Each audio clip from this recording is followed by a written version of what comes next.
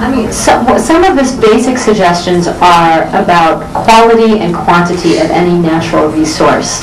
So there is data out there by governments, you know, there should be, and if there's not, that could be part of it, is that they have to obtain information on the quantity and the quality of natural resources and make that information readily available. So if you live in the Niger Delta, are they actually, who's collecting data on how polluted the water is? It should be the government, and the government should be providing that information to the public.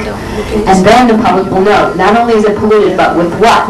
And then you can start thinking about, how do I adapt to it? What are the mitigating factors? How do I respond? Yes. So my suggestion would be quality and quantity of natural resources.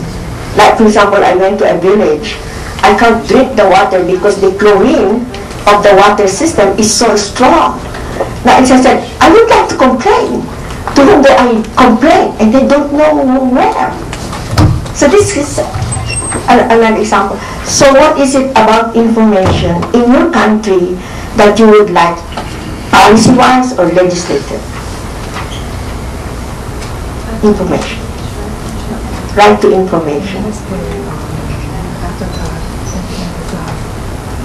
Anybody? or maybe that isn't, maybe people don't think that's worth it. You don't think this is important, the right to information?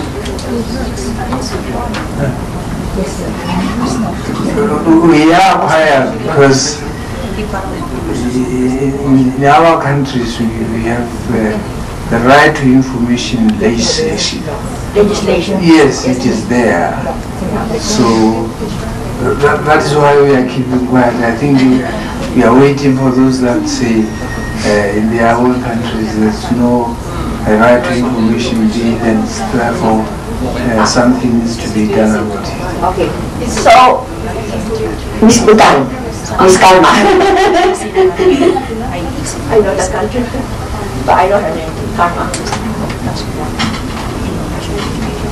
Thank you.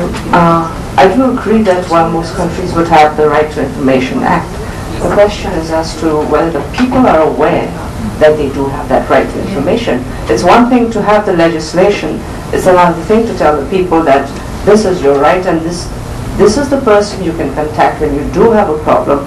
So I think it's about access to information, but it's also about identifying the people who they can go to.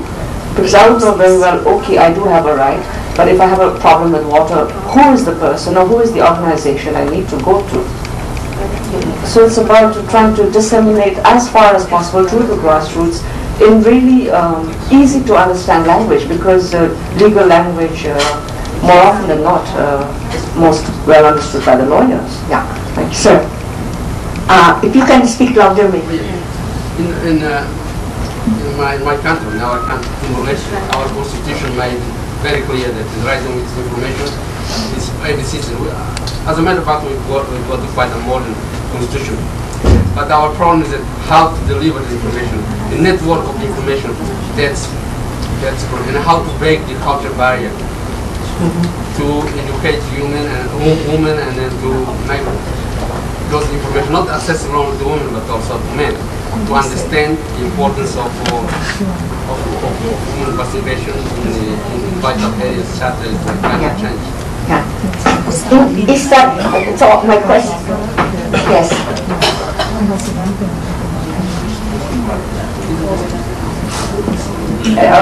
In terms of access to information, I know in some countries, including my own, I come from Malawi, but I work in Zimbabwe and in a number of countries in Southern Africa.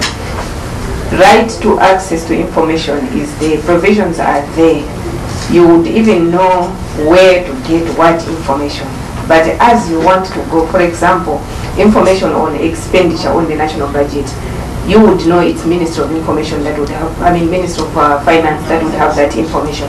Go to Minister of Finance, nobody will have that information. You go from one office to the other, they keep sending you to next office.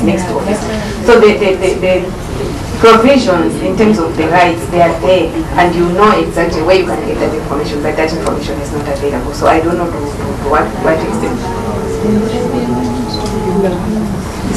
The point that my friend just made is perfectly correct.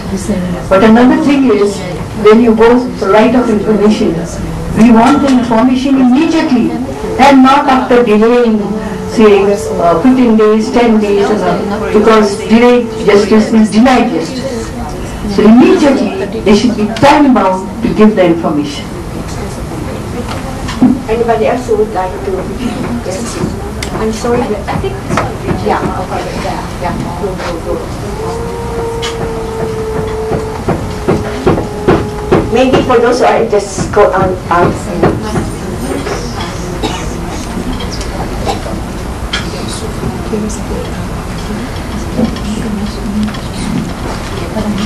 Yes.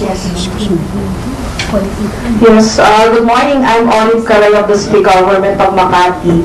When it comes to information, what we did in the city government is we do have the technology, we do have the www web, and we do have the Region of Makati, wherein from time to time, all the sectors of our city government, from education down to barangay levels, from social, health, and any sectors in the city government is being aired from time to time. So the airing of which will be open to everybody. There is question and answer. And right now we do conduct barangay, what we call ugnayan in our Philippine language.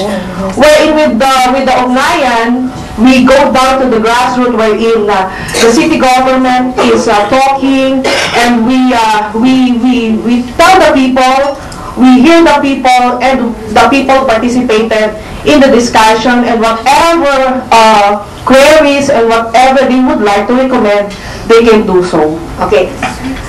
Can I just take note of what you're saying? In the Philippines, the country is divided into provinces.